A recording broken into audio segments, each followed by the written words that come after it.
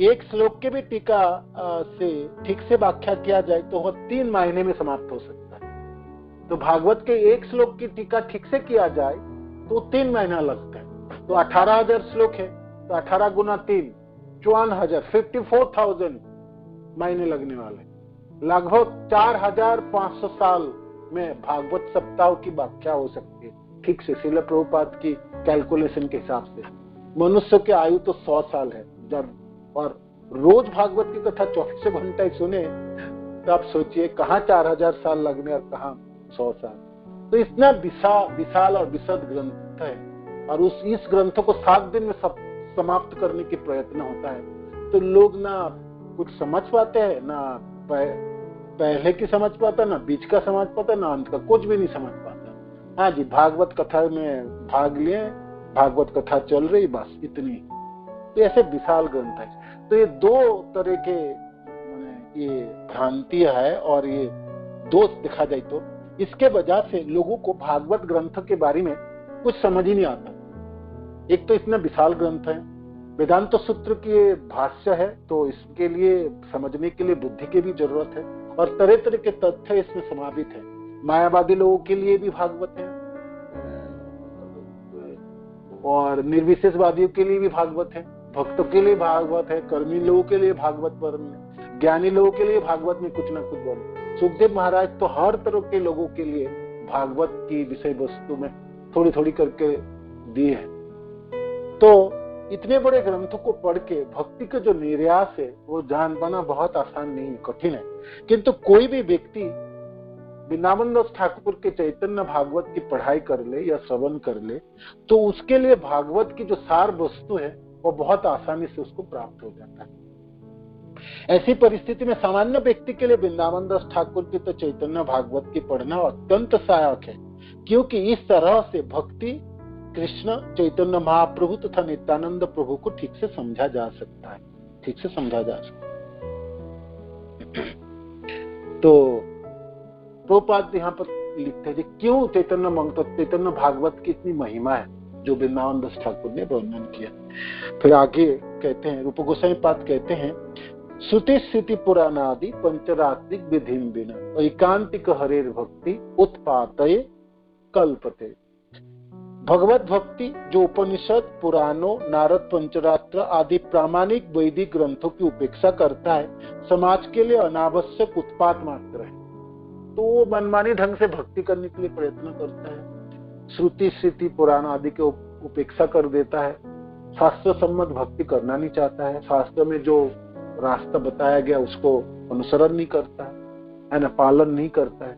तो वो फिर ऐसा व्यक्ति तथा ऐसा संप्रदाय समाज में उत्पादी मचाता है। तरह तरह के लोग आते हैं, 10 साल 20 साल भक्ति के नाम से क्या क्या प्रचलन करते हैं, हजारों लाखों उनके अनुयायी होते हैं, और फिर कुछ सालों के बाद देखोगे उनकी जो मेन बंद व्यक्ति है वो तो जेल सलाखा के पीछे है ना। कोई धन लूट के ले गया, कोई स्त्री को साथ हो गया, कोई और कुछ किया, कोई और कुछ किया। तो तरह तरह के हैं, ये आजकल कली युगों में तो दिखाई पड़ती है। तो यहाँ पर श्रील प्रभुपाद तथा रूप गोस्वामी पाद में चेतावनी देते हैं, जिस शास्त्र के ऊपर निर्भर होनी चाहिए भक्ति। भक्ति जो रास्ता है वो शास्त्र सम्मत होनी चाहिए, और वो भक्ति के निष्कर्ष समझने के लिए भागवत तो सबसे उत्तम ग्रंथ है। किंतु भागवत एक विशाल ग्रंथ है, उनकी टीकाएं, उनकी व्याख्या सबको ठीक से समझने के लिए आपको बहुत सालों की जरूरत है। उतने साल मनुष्य की आयु हुआ नहीं करता। तो फिर क्या किया जाए, इसीलिए कविराज गोस्वामी आपको निमंत्रण दे रहा है कि आप ऐसा क्यों नहीं कर लेते हैं। आप नारायणी माता के जो पुत्र श्री वृंदावन दास ठाकुर विरचित महान ग्रंथ श्री चैतन्य भागवत की श्रवण कीजिएगा, तो उससे आपने भक्ति के निर्यास को आप ठीक से समझ पाएंगे, कृष्ण तत्व को समझ पाएंगे, भक्ति क्या समझ पाएंगे, और सर्वोपरि चैतन्य महाप्रभु की महिमा और नित्यानंद प्रभु की महिमा समझ पाएंगे। तो फिर आपके काम बन गए। इससे पहले भी हम प्रभुपाद के तात्पर्य पढ़ रहे थे, तो प्रभुपाद कहते हैं कोई सीधा सीधा वृंदावन जाना चाहता है तो बेचारा जाके कुछ भी ना देख पाएंगे, वृंदावन जाके करेगा क्या, है ना। इसलिए नरोत्तम दास ठाकुर लिखते हैं, कबे हम हेरोव श्री वृंदावन, वृंदावन में रह के ये श्लोक उन्होंने रचना किया। तो वृंदावन में तो बात कर रहे थे, तो फिर ऐसे लाइन को उन्होंने क्यों लिखे, जी आप सिर्फ वृंदावन वास करने से वृंदावन की महिमा आप समझ नहीं कर पाएंगे। उसके लिए आपके प्रेमांजन छोड़ी तो भक्ति विलोचन, आपके आंखों में प्रेम के अंजन होनी चाहिए। और वो प्रेम कहाँ से प्राप्त होगी? वो चैतन्य महाप्रभु और नित्यानंद प्रभु के चरणाश्रित होकर हो सकता है। तो व्यक्ति चैतन्य महाप्रभु और नित्यानंद प्रभु के चरणासक्त होने के लिए हमको 6 गोस्वामियों के चरणासक्त होने पड़े, है ना। श्री रूप सनातन, भट्ट रघुनाथ, श्रीजीव गोपाल भट्ट, दास रघुनाथ, ये 6 गोसाई करी चरण बंधन, जहां हुईते विघ्न नाश अभीष्ट पूर्ण। तो 6 गोस्वामी चरणाश्रित होके गोस्वामी जनों की भावना को ग्रहण करके हृदय में प्रेम जागृत जब होगी तो चैतन्य महाप्रभु नित्यानंद प्रभु के चरणाश्रित होंगे। चैतन्य महाप्रभु नित्यानंद प्रभु की कृपा से फिर आपने राधा कृष्ण की जो गुह्य लीला वो समझ पाएंगे। और फिर हृदय जो फौलाद की जो हृदय है, जो पत्थरों की जो हृदय है, जब भगवान के नामों से विगलित हो जाएंगे, है ना, वैष्णव जनों के प्रति श्रद्धा सम्मान और वैष्णवों के प्रति सेवा करके जब हृदय में प्रेम जागृत हो उठेंगे, तब आप वृंदावन जाएंगे तो फिर आपका काम बने और फिर वृंदावन को आप देख भी पाएंगे और फिर राधा कृष्ण की पुण्य लीला भी होगी। स्वरूप सनातन नहीं, रूप गोस्वामी और सनातन गोस्वामी पाद के प्रति आपके रूप रघुनाथ पदे भई आकुति कबे हम बुझगो से जुगल पी। फिर रूप सनातन आदि ये जो 6 गोस्वामियों के चरणाश्रित होने से फिर आप वृंदावन में राधा कृष्ण के जो जुगल जोड़ी की जो प्रेम है, जो जुगल जो कृष्ण प्रेम है, उसको हम ठीक से समझ पाए। तो ये हमारे सीढ़ियां है, ये स्तर है जहाँ जो कविराज गोस्वामी तथा श्रील प्रभुपाद हम सब साधकों को निमंत्रण दे रहे। जब आप ऐसे करके रास्ता को तय करेंगे तो फिर आपका काम बनेगा। वृंदावन जाके वृंदावन को आप निहार पाएंगे, देख पाएंगे, समझ पाएंगे, है ना, अनुभव कर पाएंगे। नहीं तो आप सीधे तो कुछ तो आप समझ ही नहीं पाएंगे। तो इसके लिए आपको गुरु गौरांग, है ना, गौरांग महाप्रभु की महिमा, गुरुदेव के चरण आश्रित होंगे, महाप्रभु की नित्यानंद प्रभु की महिमा समझेंगे। नित्यानंद प्रभु की महिमा समझने के लिए 6 गोस्वामियों की चरण आश्रित होनी है, तो गुरुदेव के चरण आश्रित होकर श्रील प्रभुपाद के चरण आश्रित होकर हमने 6 गोस्वामी के चरण आश्रित हो पाएंगे, भक्त जनों के प्रति चरण आश्रित हो पाएंगे, भक्त जनों की सेवा को अंगीकार कर पाएंगे। फिर नित्यानंद प्रभु और चैतन्य महाप्रभु के चरण आश्रित होंगे, फिर राधा कृष्ण के चरण, तो हमारी काम। तो फिर भाई आप चैतन्य महाप्रभु नित्यानंद प्रभु की जो महिमा है कैसे करके चरणाश्रित हो पाएंगे, तो उसके लिए कविराज गोस्वामी आपको निमंत्रण दे रहे। जब आप जो चैतन्य भागवत जो ग्रंथ है उसकी आपकी श्रवण करनी पड़ेगी। भागवत की श्रवण तो आप सभी करते हैं, नित्यम भागवत सेवा, किंतु इतने विशाल ग्रंथ है, आपके जीवन तो समाप्त हो जाएंगे और आप इतनी आयु तो आपकी है नहीं, तो फिर आप कैसे समझेंगे, उसको ठीक से व्याख्या नहीं होगी और तरह तरह के तथ्यों की समागम है। तो सार वस्तु समझने के लिए वृंदावन दास ठाकुर के चैतन्य भागवत की आप श्रवण कीजिएगा और ऐसे करने से आपका काम बन जाएंगे।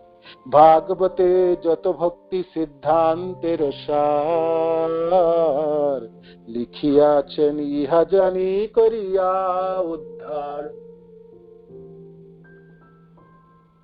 श्रील वृंदावन दास ठाकुर ने चैतन्य भागवत में श्रीमद् भागवत से प्रामाणिक उद्धार देते हुए भक्ति के निष्कर्ष और सार प्रस्तुत किए हैं। तरह तरह के प्रमाण उन्होंने दिए वृंदावन दास ठाकुर। अद्भुत ग्रंथ है और सहज भाषाओं में, बांग्ला भाषा में लिखा एक ग्रंथ है और बहुत सहज और सरल भाषा में लिखा हुआ एक ग्रंथ है और इसमें भागवत की सार वस्तु तथा भक्ति का जो निष्कर्ष है वो प्रस्तुत किया गया है। चैतन्य भागवत सुने यदि पाषंडी जबन से महावैष्णव है तत्क्षण। चैतन्य मंगल सुने यदि पाषंडी जबन, कोई व्यक्ति कितना बड़े नास्तिक क्यों ना, वो पाषंडी है ना। पाषंडी शब्द का अर्थ है महानास्तिक, भगवान में बिल्कुल विश्वास नहीं करते, न शास्त्रों में विश्वास है, न भगवान में विश्वास है, न भक्त में न भक्ति में, है ना, और पापों में ग्रस्त है व्यक्ति, तो पाषंडी है ना। और जवन, जवन मैंने वैदिक संस्कृति में विश्वास ना कर, वेदों को ना मारने वाला है ना, वो जवन व्यक्ति, म्लेच्छ है ना। तो इस तरह के लोग भी जब चैतन्य भागवत के श्रवण करेंगे, करता है, तो महावैष्णव बन सकते। सही महावैष्णव है तत्क्षण। तत्क्षण शब्द का अर्थ है उसी समय, जिसी समय वो श्रवण करेंगे उसी समय महावैष्णव। वैष्णव देखो भाई, पाषंडी और जवन से तो वो मनुष्य बनेंगे पहले, और मनुष्य से जो भी है तो फिर ब्राह्मण होंगे, शतगुणी वाले व्यक्ति बनेंगे, और शतगुणी से फिर वैष्णव बनेंगे, और वैष्णव से महावैष्णव बनेंगे। महावैष्णव शब्द का अर्थ है जो उसको शुद्ध भक्ति प्राप्त होती है, प्रेमा भक्ति प्राप्त होती है। तो इसे अद्भुत है।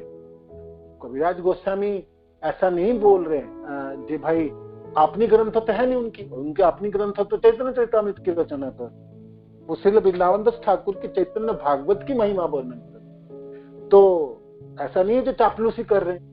चापलूसी कोई करे तो अपना ग्रंथों की करे, जिनमें ऐसे ग्रंथ रचना करता हूँ, इसको पढ़ने से ऐसे महावैष्णव हो जाएंगे, ये हो जाएंगे। अपनी ग्रंथ का प्रचार तो सब करते हैं, किंतु दूसरे ग्रंथ के प्रचार तो फिर वो ग्रंथ महिमा मंडित होंगी तब ना।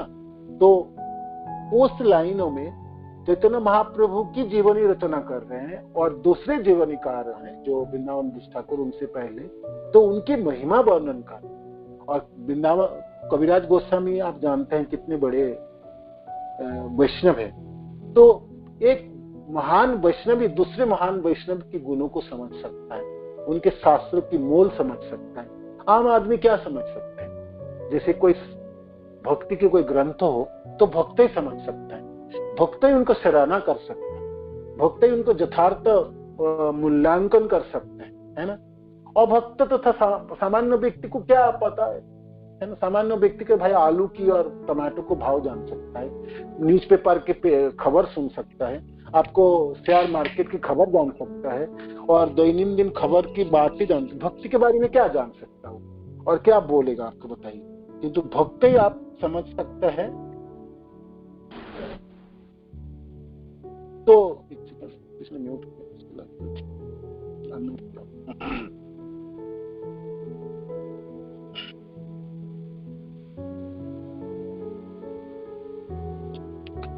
तो चैतन्य मंगल सुने यदि पाषंडी जवन से महावैष्णव है तत्क्षण, तुरंत सुनने मात्र से, चैतन्य भागवत ग्रंथों की श्रवण मात्र से तुरंत महावैष्णव बन जाते हैं।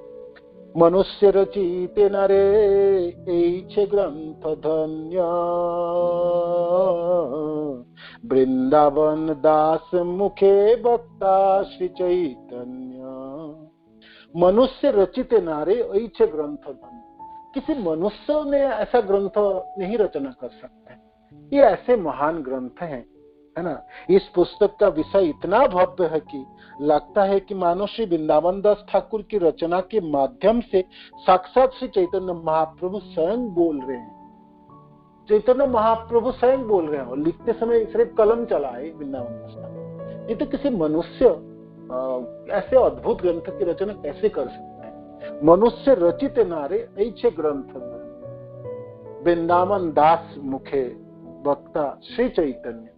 वृंदावन दास ठाकुर सिर्फ कलम चलाए, बोलने वाले तो स्वयं गौर हरि है जो उनको डिक्टेट किए। लिखो, मैं बोलता हूँ, आप लिख जाओ, लिखते चले जाओ, है ना, लिखते चले जाओ, ऐसी मेरी लीला है, ऐसे लीला है। तो प्रभुपाद जी श्लोक के तात्पर्य में लिखते हैं, श्रील सनातन गोस्वामी ने अपने ग्रंथ हरिभक्ति विलास में लिखा है, अवैष्णव मुखद गीर्णम पुत हरि कथा अमृतम श्रवणम नैव कर्तव्यम सर्वोच्छिष्ट यथापयम। मनुष्य को कृष्ण के बारे में अवैष्णव से कुछ भी नहीं सुनना चाहिए। सांप के होठों से छुआ हुआ दूध विषाक्त हो जाता है, इस प्रकार किसी अवैष्णव द्वारा कृष्ण संबंधी कही गई बात विषैली होती है। अभक्त जो भक्ति नहीं करते हैं, बेशक वो बहुत सुंदर कथा भी क्यों ना बोलते हैं, और गा के भी उनकी आवाज बहुत सुरीला क्यों ना हो, तो उससे कोई लाभ नहीं हो, क्योंकि भागवत आदि ग्रंथ तथा कृष्ण कथा उनसे नहीं सुननी चाहिए। जैसे कि दूध शरीर के लिए बहुत अच्छा है, स्वास्थ्यकर है ना, किंतु उसी दूध को सांप ने पी लिया और वो दूध को आप पीने जाएंगे तो वो तो जहरीला हो जाएगा, है ना। आपके जीवन नष्ट हो सकता है ना। तो ऐसे ही है। तो पेशादार अभक्त जनों की, जो लोग पैसा लेके भागवत कथा सुनाते हैं व अपनी जीविका चलाने के लिए भागवत सुनाते हैं, तो उन सब के मुखों से कथा की श्रवण तो 20 पान की बराबर। वो कथा नहीं सुन रहे, आप 20 पान कर रहे हैं, क्योंकि भक्ति तो आपको प्राप्त होगी नहीं। थोड़ी बहुत जो आपकी भावना है भगवान के प्रति वो भी नष्ट हो जाएगी, है ना। और भागवत आदि शास्त्रों की ऐसे कामुकताओं से वर्णित होती हैं, वो श्रवण से आपकी कामनाओं बढ़ेगी, ना कि कामनाओं घटेगी, है ना। भागवत ग्रंथ की महिमा में रास पंचाध्याय की महिमा में वर्णित है हमारी आचार्य जनों के। ये रास पंचाध्याय ऐसे अध्याय है जिसके श्रवण से मनुष्य के हृदय की कामना नष्ट होती है, किंतु ऐसे प्रसादार कथाकारों से कथा सुनने से आपके धधकते हुई कामनाएं जल उठेगी, है ना। जलता है, क्योंकि ये इन लोगों ने मैंने जहराला बना, अमृत को जहर बना देते हैं, शास्त्र को जहर बना के पेश करते हैं। तो इसलिए कथाकारों अभक्त के मुख से नहीं सुननी चाहिए। आपको हमेशा श्रवण करते समय ध्यान रखनी चाहिए ये जो व्यक्ति कथा कह रहा है, साधु जो भक्ति कर रहा है या भक्त है, खुद भक्ति करता है और भक्ति के रास्ते पे चल रहे हैं, तो उनके मुख से भागवत कथा या चैतन्य चरितामृत या चैतन्य भागवत की कथा, शास्त्र की कथा सुननी चाहिए, नहीं तो पेशादारों से, अवैष्णव से नहीं सुननी चाहिए। ऐसे दिव्य साहित्य जो वैदिक सिद्धांत तथा पुराणाद पंचरात्रिक विधि के निष्कर्ष को दृढ़ता से पालन करता है, केवल शुद्ध भक्त द्वारा ही लिखा जा सकता है। और शास्त्र की भक्ति शास्त्र की रचना सिर्फ शुद्ध भक्त कर सकता है ना। यह सामान्य पुरुष के बूते में नहीं है कि वह भक्ति पर ग्रंथ लिखे, क्योंकि इसकी रचना प्रभावशाली नहीं होगी। कोई कितना ही बड़ा पंडित तथा अलंकारमयी भाषा में लिखने में निपुण क्यों ना हो, किंतु इससे दिव्य साहित्य की समझने में कोई सहायता नहीं मिलती। यदि भक्त द्वारा रचित साहित्य दोष युक्त भाषा में भी क्यों न लिखा गया हो, तो भी यह मान्य होता है, जबकि किसी तथाकथित संसारी विद्वान द्वारा रचित दिव्य साहित्य वाले ही उसका साहित्यिक प्रस्तुतिकरण कितना ही उत्तम क्यों ना हो, वह मान्य नहीं हो सकता। भक्त के लिखने के पीछे का रहस्य यह है कि जब यह भगवान के लीलाओं के बारे में लिखता है तो यह अकेला नहीं लिखता, बल्कि भगवान उनकी सहायता करते हैं। भगवत गीता में भगवान कहते हैं, ददामि बुद्धि जोगांता जेन माम उपयान्ति ते, मैं उनको बुद्धि प्रदान करता हूँ जिसके बुद्धि के बल पे मेरे पास आ सकता है। तो भक्त को भी शास्त्र रचना के समय भगवान बुद्धि प्रदान करते हैं। तो श्रील प्रभुपाद जब ग्रंथ लिखते थे तो लिखने के बाद भी उसको पढ़ते थे। तो प्रभुपाद के शिष्य पूछे, प्रभुपाद ये ग्रंथ तो आपने खुद लिखे, तो आप इसको पढ़ क्यों हैं, है ना। भाई जिन्होंने लिखे तो उसको पता है कि मैंने क्या लिखा हूँ, तो क्या शब्द व्यवहार किया हूँ, क्या श्लोक व्यवहार किया हूँ, क्या लीलाएं बरनी है, तो पता है। चलो प्रभुपाद की क्या उत्तर है, प्रभुपाद कहते ग्रंथ मैंने थोड़ी लिखा है, तो भगवान कृष्ण ने लिखे, मैं आप पढ़ के और साधन कर रहा हूँ। ये भगवान कृष्ण मेरे से क्या लिखा है ना, और मैंने क्या लिखा हूँ, है ना, कैसे कौन सा लीला वर्णित उन्होंने कराया मेरे से। तो इसीलिए पढ़ते समय बहुत ध्यान से पढ़ते थे ये कितना, और बहुत बार पढ़ते, बहुत बार, है ना। तो जैसे गुरुदेव हमारे ग्रंथ रचना किए, तो एक भक्त है, शुद्ध भक्त है, तो बेशक उनकी भाषाओं में हो सकता अलंकार में कमी होगी, ग्रामर में भी कमी होगी, कभी कभी भाषाओं में भी हो सकता कमी हो, किंतु जो विषय वस्तु एक भक्त की उद्गार है, एक भक्त की जब भक्त जब लिख रहे हैं तो भगवान सहायता करते हैं। तो इसलिए गुरुदेव की जो है अद्भुत सुंदर है और सराहना है। जितने दिन जाएंगे लोग उनकी जब पढ़ेंगे, जो उसको प्रचार होगी, पुस्तक वितरण होंगे, दिनों दिन लोग उसको सराहना करेंगे और कितने लोग इससे उद्धार हो जाएंगे, कृष्ण भक्ति प्राप्त, है ना, आनंद के और ये सब। और भगवान भक्त अवतार ग्रंथ या गोलोक की ग्रंथ, इतनी सुंदर ग्रंथ है, इतनी सुंदर। आप गोलोक वाली जो बुक आप पढ़ेंगे ना, आप मानो आपके मन में आशा एक इच्छा होगी ना, जे भाई सचमुच वृंदावन की जो वर्णन है तो कैसे होती है। आप पढ़ेंगे ना, इतने सहज सरल है और आप पढ़ते चले जाएंगे, आप रुक नहीं पाए, है ना, ऐसे। तो भक्त के लिखने से निकले है, तो भगवान सहायता। कृष्ण स्वयं सहायता करते हैं। जैसे कि ये यहाँ पर, और भगवान बुद्धि भी प्रदान, जो भक्त भगवान के चरणों में बैठकर सेवा भाव से लिखता है तो उसके भीतर से भगवान इतनी बुद्धि प्रदान करते हैं कि यह भगवान के निकट बैठकर पुस्तक लिखता चला जाता है। जिसे जब भक्त लिखते हैं तो भगवान नजदीक बैठ जाते हैं और भगवान खुद उनको सहायता करते हैं। हमने बहुत सारे कथा सुने हैं, जैसे जयदेव गोस्वामी जब गीत गोविंद लिख रहे थे तो एक श्लोक है जिसमें राधा रानी को कहते हैं, भगवान ये आपके जो चरण कमल है मेरे सिर पे धारण की है ना। तो वो लिखते समय जयदेव गोस्वामी सोच रहे इसको कैसे लिखूं, तो फिर कथा आप सब जानते, स्वयं भगवान आके उनको उस पद को पूरी किए है ना। और जो चैतन्य चरितामृत ग्रंथ भी है वो भी इतना अद्भुत ग्रंथ है जो कविराज गोस्वामी वर्णन लिख रहे हैं, तो कितनी अद्भुत ग्रंथ हुई। तो विश्वनाथ चक्रवर्ती ठाकुर कहते हैं ये जो ग्रंथ रचना है ये ग्रंथ तो कविराज गोस्वामी ने लिखी नहीं, ये ग्रंथ तो लिखे ये वर्णन के राधा रानी ने वर्णन किए और कविराज गोस्वामी सिर्फ अपनी कलम चलाए। और कविराज गोस्वामी स्वयं भी लिखे ये ग्रंथ तो मदन गोपाल की कृपा से, स्वयं राधा रानी की कृपा से, गोविंद देव की कृपा से, मैं तो सिर्फ कलम चलाया है ना। लिखा है तो स्वयं भगवान कृष्ण या राधा रानी ने लिखा है। तो ऐसे, और इससे हमको पता चलता है कि अद्भुत अद्भुत लीलाएं वर्णन है जो कविराज गोस्वामी सचमुच 250 साल बाद लिख रहे हैं। महाप्रभु की लीला, झारखंड जंगल के अंदर महाप्रभु ने क्या लीला किए हैं ये कहीं भी वर्णित नहीं थे, चैतन्य भागवत में नहीं, चैतन्य मंगल में नहीं, और जितनी भी कर्चा थी मुकुंद जी के है, स्वरूप दामोदर आदि के, किसी में भी ये सब वर्णन नहीं थे, तो कविराज गोस्वामी ने वर्णन किए हैं। तो इसी सब अद्भुत वर्णन से पता चलते हैं कि ये ग्रंथ उन्होंने नहीं, स्वयं भगवान ने उनको लिखा, राधा रानी ने स्वयं उनको सहायता की। तो यहाँ पर श्री कृष्णदास कविराज गोस्वामी ने अपनी वृद्धावस्था में अक्षम हो जाने पर चैतन्य चरितामृत की रचना की, किंतु यह इतना उत्कृष्ट ग्रंथ है।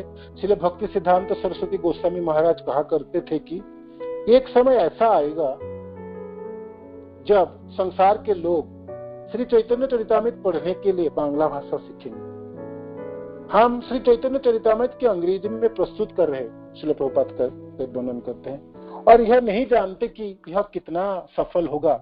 किंतु यदि कोई मूल चैतन्य चरितामृत की बांग्ला भाषा में पढ़ेगा तो वह भक्ति में अधिकाधिक आनंद का साधन करेगा। महाप्रभु की श्रील प्रभुपाद ने इसको अंग्रेजी भाषा में अनुवाद किया, और आज हम देखते हैं श्रील प्रभुपाद की कृपा से चैतन्य चरितामृत ग्रंथ सब भाषा में उपलब्ध है ना। मूल बांग्ला भाषा की इस ग्रंथ जिस समय किसी भी समय एक ही लिपि हुआ करता था है ना। आप जानते ना कितनी मुश्किल से भक्ति विनोद ठाकुर इस चैतन्य चरितामृत ग्रंथों के ढूंढ के निकाले थे बंगाल में। किंतु पिछले जमाने में जब ये ग्रंथ सबको रचना हो रही थी तब ताल के पत्ते में लिखा जाता था और एक ही मुद्रण हुआ था। उस समय कोई ऐसा तो प्रेस तो हवा नहीं करता था कि भाई एक ग्रंथ मूल ग्रंथ के हजारों कॉपी बना दिया जाए।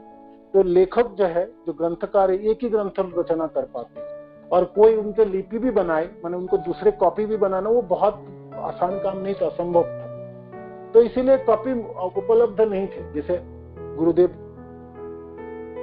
रचना कर रहे शास्त्र की, तो उनकी एक मूल लिपि है और मूल ग्रंथ खो भी गए तो हजारों उसके जो मुद्रण हो जाएंगे तो कितने हजारों लाखों कॉपी है। तो कभी भी कहीं से भी हम कॉपी ढूंढ के लाएंगे, उसको दोबारा पढ़ सकते, सुन सकते। किंतु चैतन्य चरितामृत ग्रंथ कविराज गोस्वामी एक ही ग्रंथ रचना किया, और वो खो जाए तो कहाँ से लोग, उस समय मुद्रण तो हुआ नहीं करते थे। या भागवत की भी बात कीजिए, भागवत ग्रंथ भी खो जाए उस समय। जैसे हम जानते हैं उड़ीसा में भागवत ग्रंथ, भागवत की पढ़ के सुनाते थे स्वयं महाप्रभु सुनने जाते थे, इसे गदाधर पंडित से। और गदाधर पंडित भागवत कथा सुनाते समय इतने भाव विभोर हो जाते थे, ऑलमोस्ट रोते थे। तो रोने से क्या, आंखों के अश्रु से वो भागवत ग्रंथ जो शब्द थे वो भी सब मिट गए थे। जब श्रीनिवास आचार्य बहुत जगन्नाथपुरी पहुंचे, किस आशा से पहुंचे थे, जो महाप्रभु के दर्शन है, और जाके सुने महाप्रभु अप्रकट हो चुके थे। तो गदाधर पंडित के चरण आश्रित होकर उन्होंने गदाधर पंडित से आशा कीजिए आप मेरे को भागवत सुनाई। तो गदाधर पंडित कहते भागवत कहाँ से सुना, मेरा भागवत ग्रंथ मिट गया था, तो आप जाके दूसरे भागवत ग्रंथ लाओ, बंगाल जाओ। तो बंगाल आके वापस आए तो एक भागवत ग्रंथ ढूंढने लगे कि कहाँ मिलेंगे। तो बहुत मुश्किल से खड़दह से उन्होंने एक भागवत ग्रंथ ढूंढ के निकाल के मिले उनको। और जब वो उस ग्रंथों को लेके जगन्नाथपुरी की तरफ जा रहे थे तो आधा रास्ते में पहुंचे तब उनको पता चला कि राधा पंडित भी अप्रकट हो चुके, ठीक है ना। तो रोते बिलखते फिर वापस आए श्रीनिवास ठाकुर। फिर उन्होंने सोचे मैं वृंदावन जाऊंगा तो वृंदावन में रूप गोस्वामी सनातन गोस्वामी के चरणाश्रित हो जाऊंगा और उन्हीं के दर्शन होगी। तो बहुत मुश्किल से पैदल चल के बंगाल से वृंदावन आए। वृंदावन आके सुने रूप गोस्वामी सनातन गोस्वामी भी अप्रकट हो। तो बताइए वो व्यक्ति श्रीनिवास ठाकुर कहते हैं मेरे भाग्य में मैं किसी को भी नहीं देख पाऊंगा क्या। तो श्रीनिवास ठाकुर रोते ही थे, माने उनके आंखों के अश्रु कभी भी मिटती नहीं थी। जब वो जगन्नाथपुरी गए पहली बार महाप्रभु के दर्शन को अभिलाषा से महाप्रभु अप्रकट हुए थे। तो रोते बिलख तो वे रो रहे थे कि मैं इतने अभागा हूँ, थोड़ी दिन पहले मैं आ सकता तो महाप्रभु को दर्शन। गदाधर पंडित की दर्शन किए, चरणाश्रित हुए और भागवत कथा के श्रवण के लिए भागवत ढूंढने गए। जब दोबारा गदाधर पंडित वृंदावन की रूप गोस्वामी सनातन गोस्वामी। तो बहुत मुश्किल से जीव गोस्वामी पाद इनको संभाले थे, है ना। हम जानते श्रीनिवास ठाकुर, आनंद पंडित, नरोत्तम दास ठाकुर तीनों मिलकर उन्होंने शिक्षा प्रदान की। तो ग्रंथ खो जाए, एक कॉपी मिलना बहुत मुश्किल है उस समय। तो ये कॉपी जो चैतन्य चरितामृत के मूल ग्रंथ वो थे ही नहीं, मतलब बहुत मुश्किल से भक्ति विनोद ठाकुर ने ढूंढाए। जो चैतन्य चरितामृत के ग्रंथ कविराज गोस्वामी ने के, ये ग्रंथ तो कहीं भी उपलब्ध हो। तो पूरे बंगाल उन्होंने छान मारा, जगन्नाथपुरी उड़ीसा में छान मारा, बिहारों में छान, मैजिस्ट्रेट था ना, निरंतर प्रयत्न करते थे कहाँ मिलेंगे ग्रंथ। वो ग्रंथ है कहाँ जो कविराज गोस्वामी ने रचना करके दी, खो गए थे, मुसलमान आ गए सब। तो बहुत मुश्किल से एक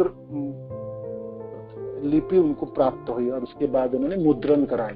आज हमारे पास हर घरों में चैतन्य चरितामृत है और श्रील प्रभुपाद की कृपा से तो पूरे संसारों में चैतन्य चरितामृत, अंग्रेजी में, हिंदी में, बांग्ला में, रासिया में, ऐसे कौन सा भाषा नहीं है जो चैतन्य चरितामृत को। प्रभुपाद कहते हैं मैं चैतन्य चरितामृत के अंग्रेजी भाषा में अनुवाद कर रहा हूँ और मैं आशा करता हूँ लोग इनकी प्रशंसा करेंगे।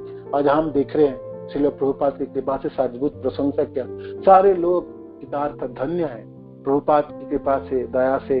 सब लोग चैतन्य चरितामृत की पढ़ाई कर सकते, श्रवण कर सकते। किंतु श्रील प्रभुपाद वर्णन करते कोई बांग्ला भाषा में इस ग्रंथ की पढ़े, जो मूल भाषा में जो ग्रंथ लिखा है उसमें तो रसास्वादन और ज्यादा अधिक है। क्योंकि मूल जिस भाषा में मूल ग्रंथ रचना है उस भाषा में उसको पढ़ा जाए और श्रवण किया जाए, वो जैसे रसास्वादन हो सकता है और किसी भाषा में नहीं हो, है ना। तो श्रील प्रभुपाद आपकी हम पूरे किए हैं, किंतु भक्ति सिद्धांत सरस्वती कहते हैं कि लोगों की इस ग्रंथ को पढ़ने के लिए बांग्ला भाषा सीखेंगे संसार।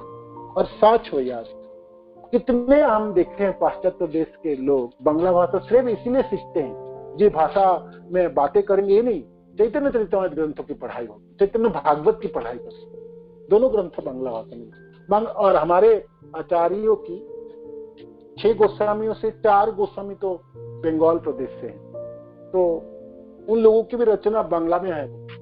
और चैतन्य महाप्रभु के बाद की भी रचना जैसे भक्ति रत्नाकर आदि ग्रंथ है या प्रेम विलास भी ग्रंथ, ये सब ग्रंथ भी बांग्ला भाषा में रचना और अद्भुत अद्भुत ग्रंथ की सब बांग्ला भाषा में रचना करते। मैंने कहा ना चैतन्य चरितामृत ऐसे ग्रंथ हैं बांग्ला भाषा में जिनकी टीकाएं सब संस्कृत में लिखा है, जितनी भी टीका आप पढ़ेंगे इनकी तात्पर्य सब संस्कृत भाषा में लिखा है। तो ऐसे अद्भुत ग्रंथ है। तो बांग्ला भाषा में जो ग्रंथ हैं जो विशेष करके भक्तियों की है ना, वो बहुत ज्यादा है।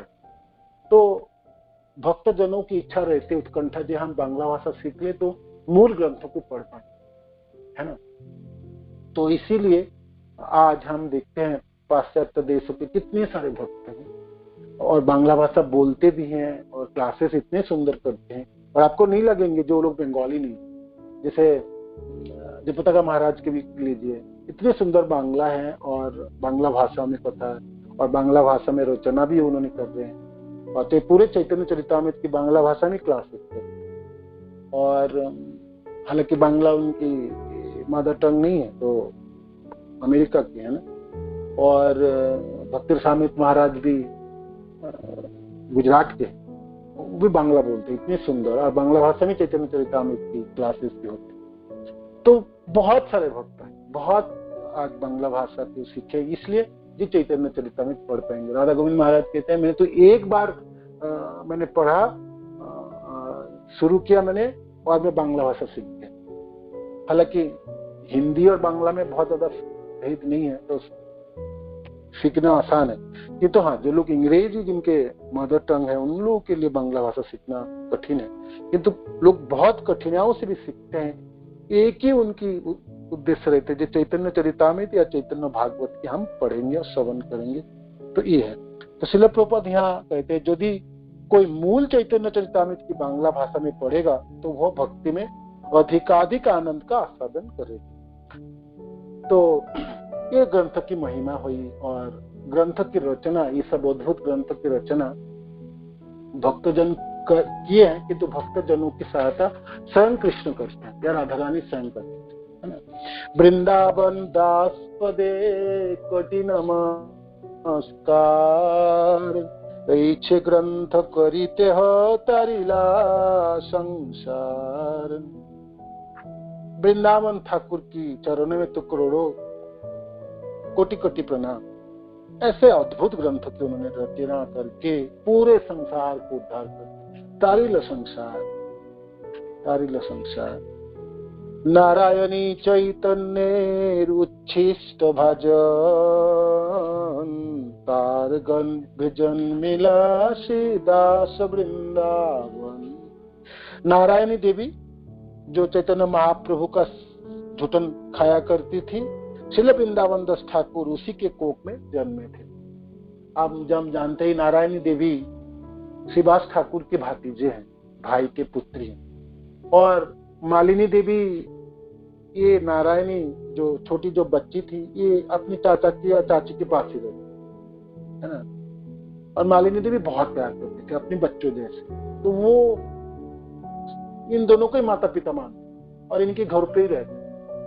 4-5 साल की उम्र है उस समय, जब महाप्रभु उस समय संकीर्तन, जो रात्रि के समय जो कीर्तन करते थे, ये श्रीवास ठाकुर के प्रांगण घरों में, उस समय नारायणी देवी जो छोटी बच्ची थी, वो महाप्रभु की झूठन खाती थी, महाप्रभु की थोड़ी बहुत सेवा भी की, महाप्रभु के अपने आंखों से दर्शन किए, महाप्रभु को कीर्तन करते हुए देखे, महाप्रभु के पार्षद जनों को दर्शन किए। तो नारायणी चैतन्य उच्छिष्ट भाजन, नारायणी सदा चैतन्य महाप्रभु का झूठन खाया करती थी। महाप्रभु ने कुछ प्रसाद पाते थे तो नारायणी देवी, नारायणी को बच्ची को, उनको भी प्राप्त होता था। भाग्य क्या है, तो महाप्रसाद प्राप्त होते। तो इसलिए वृंदावन कविराज गोस्वामी कहते हैं, जो नारायणी देवी हैं, जो जिनके जीवन ही ये चैतन्य महाप्रभु के उच्छिष्ट खा के बड़े हुए, और बाद में उन्होंने विवाह हुई और उनके पुत्र है श्री वृंदावन दास ठाकुर, उन्होंने इस अद्भुत ग्रंथ की रचना की। श्री वृंदावन दास ठाकुर उसी के कोख में जन्मे थे। गौर गणदेश दीपिका में श्रील प्रभुपाद इस टीका में, गौर गणदेश एक दीपिका एक बुक है, जो शास्त्र है, जो कवि कर्णपुर द्वारा रचित है। तो उसमें इसमें कृष्ण लीला में जो जो थे, तो वो गौर लीला में क्या क्या बने। तो ये जो नारायणी देवी है, ये कौन है, भगवान कृष्ण के जो धाई थी, उसका नाम थी अंबिका। तो अंबिका के साथ सेवा करने के लिए भगवान कृष्ण के किलिम्बिका नामक एक धात सहायक हो करती थी। किलिम्बिका उसकी छोटी बहन थी इस अंबिका की, किलिम्बिका, और वो किलिम्बिका नारायणी देवी है ना, किलिम्बिका नारायणी देवी है।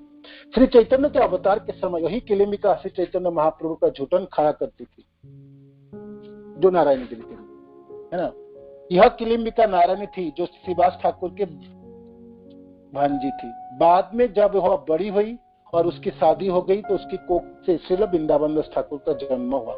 भगवान कृष्ण का भक्त अपनी भगवत सेवा के अनुसार विख्यात होते हैं। इस तरह हम श्रील वृंदावन ठाकुर के नारायणी के पुत्र के रूप में जानते हैं। इस संदर्भ में श्रील भक्ति सिद्धांत सरस्वती ठाकुर लिखते हैं कि उनके पैतृक वंश का कोई पता नहीं है, क्योंकि उसे जानने की कोई आवश्यकता नहीं है। क्यों नहीं है भाई?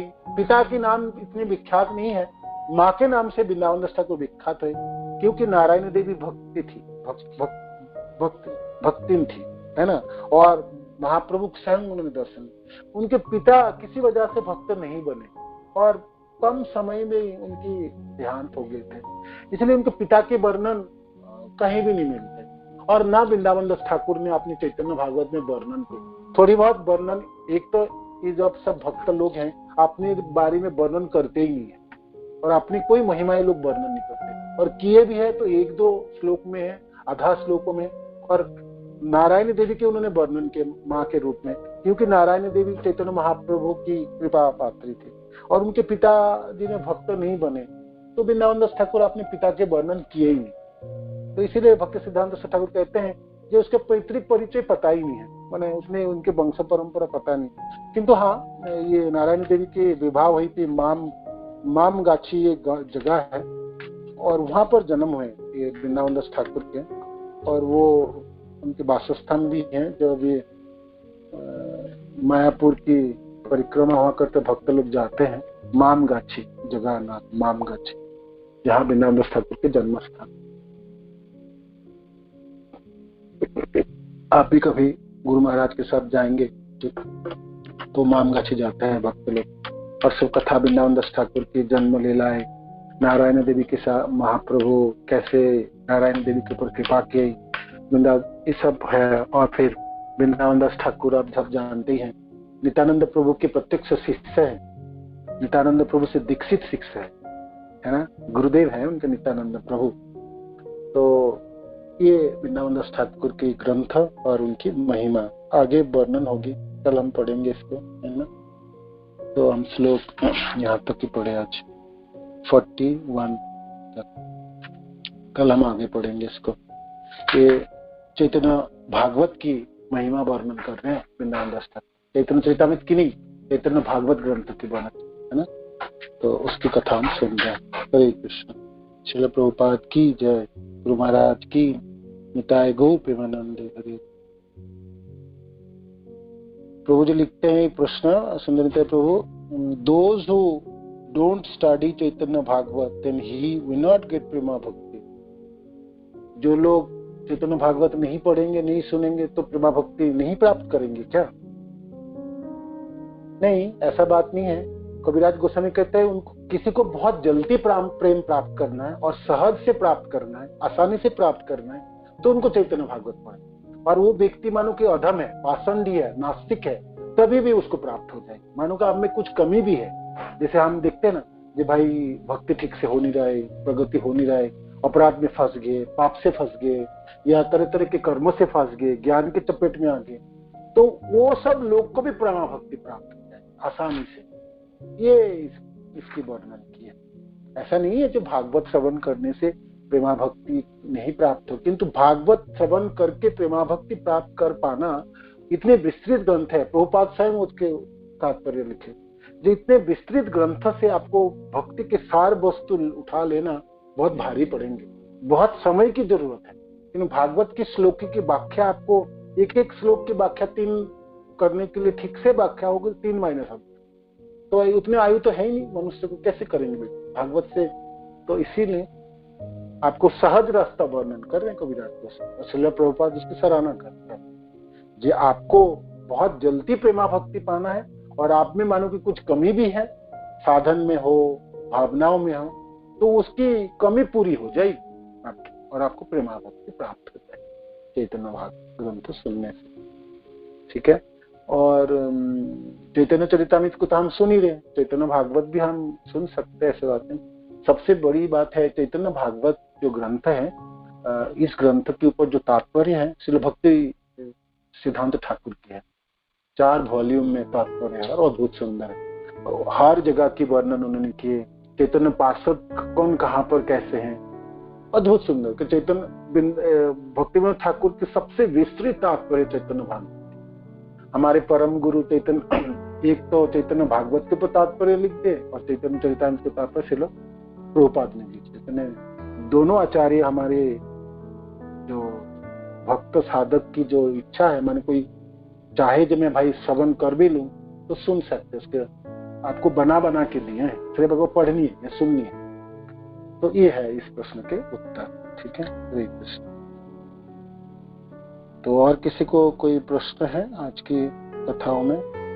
और आप 8 बजे क्लास शुरू किए, तो चैतन्य चरितामृत की क्लास 8 बजे करें, कहने का आपको सर्दी के दिन आ रहे हैं और 9 बजे और क्लास प्रश्नोत्तर से बहुत देर हो जाता है।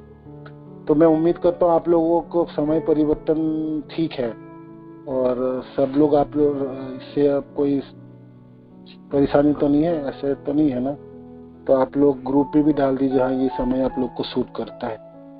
ठीक है ना, मैं अनम्यूट करता हूँ।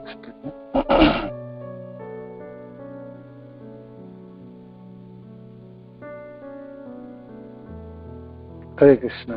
तो किसी को और कोई प्रश्न है आज की कथाओं में? कोई ऐड करना चाहे तो प्लीज कीजिए।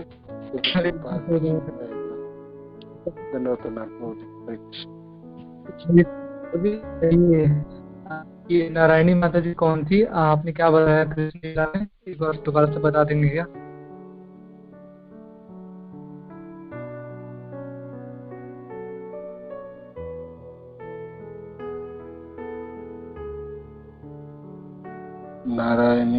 नारायणी माता जी कौन थी?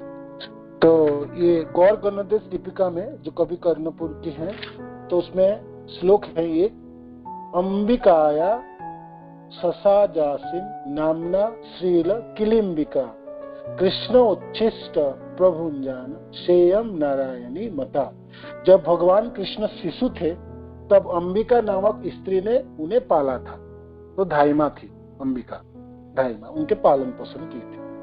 किलिम्बिका उनकी छोटी बहन थी, साथ में जाती थी, अंबिका के साथ में जाती थी किलिम्बिका। वो छोटी थी, छोटी बहन थी। तो वहाँ भगवान को भोग लगाया, खिलाते थे, तो उसके उच्छिष्ट वो किलिम्बिका भी खाती थी। तो वही किलिम्बिका चैतन्य अवतारों में ये नारायणी देवी के रूप में आई। तो वो महाप्रभु जब सेवा संगम में कीर्तन करते थे और प्रसाद पाते थे, उसका झूठन इस नारायणी देवी को मिलते। तो ये चैतन्य अवतार के समय यही किलिम्बिका श्री चैतन्य महाप्रभु का झूठन खाया करती। किलिम्बिका का नाम है, किलिम्बिका है ना, जो अंबिका की बहन, अंबिका ढाई माँ, भगवान कृष्ण की ढाई माँ थी। ठीक है, हरे कृष्ण के।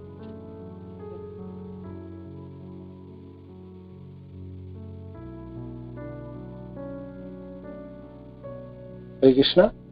थैंक यू प्रभु जी, हरे कृष्णा। धन्यवाद, हरे कृष्ण। तो और किसी को कोई प्रश्न है आज के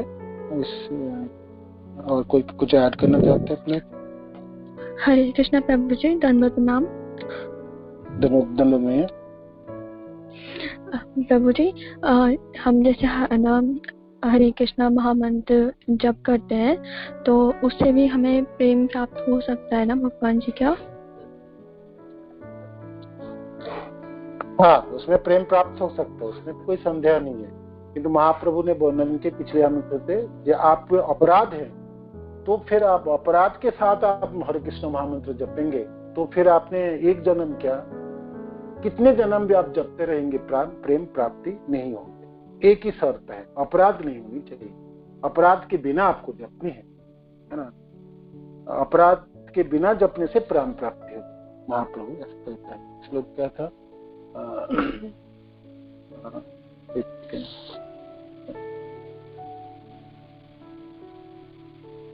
तार मध्य सर्वश्रेष्ठ नाम संकीर्तन निरपराधे नाम लइले पाई प्रेम धन, है ना। तो जितने भी साधन है, 64 साधन है जो भक्ति स्वामी सिंधु में वर्णन है, उनमें से सबसे श्रेष्ठ साधन है नाम कीर्तन, है ना, जो आप जपते हैं, है ना। निरपराधे नाम लइले पाई प्रेम धन। एक ही शर्त है, निरपराध होके नाम लेने पड़ेंगे तभी प्रेम मिलेंगे। अपराध हो जाए तो फिर प्रेम नहीं मिलेंगे। एक जन्म क्या, कितने भी जन्म आप जपते रहेंगे आपको प्रेम नहीं मिलेगा। क्या कहते हैं? हरे कृष्ण। धन्यवाद हरे कृष्ण।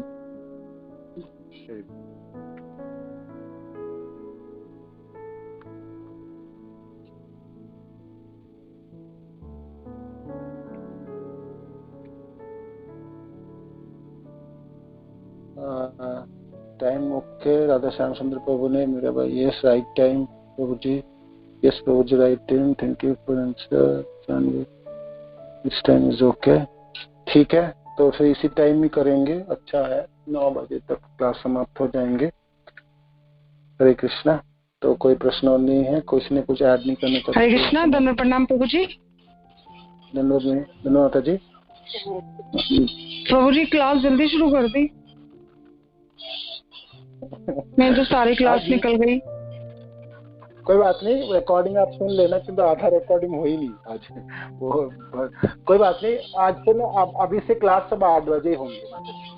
और क्योंकि जो आप थर्सडे फ्राइडे सैटरडे करते हैं।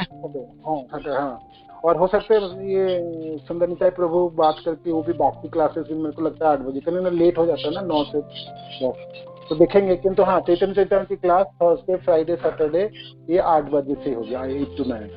ठीक है माता जी, धन्यवाद प्रभु जी। हरे कृष्णा, प्रणाम। बाकी को भी बता दीजिएगा, आपके कांग्रेगेशन जो सुनते हैं उन लोगों को भी बता दीजिएगा। ठीक है जी जी प्रभु जी, बिल्कुल बता दूंगी। ओके ओके, हरे कृष्ण, धन्यवाद।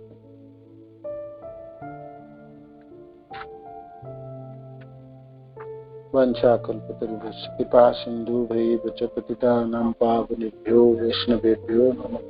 श्रील प्रभुपाद जय। ऐड करना है। श्रील प्रभुपाद की जय, गुरु महाराज की जय, निताय गौतम वंदे।